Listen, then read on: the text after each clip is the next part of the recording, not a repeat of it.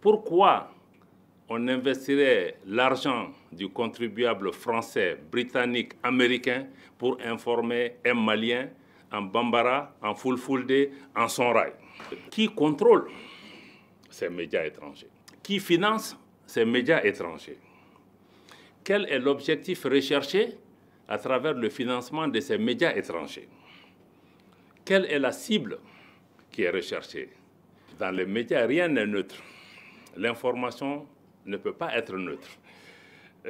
Aujourd'hui, il y a certains États qui sont présentés comme des États parias ou des États qu'on dit qui ont décidé de s'isoler.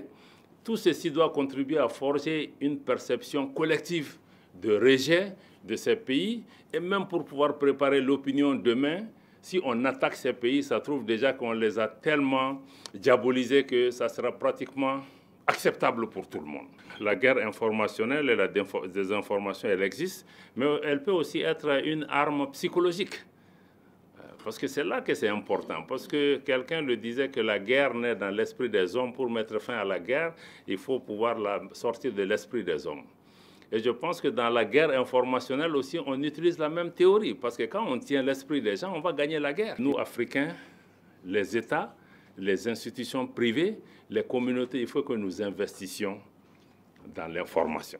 Autant nous investissons dans nos armées, aujourd'hui, si la guerre informationnelle est réelle, il faut que nous investissions, nous y mettons des ressources pour pouvoir être préparés.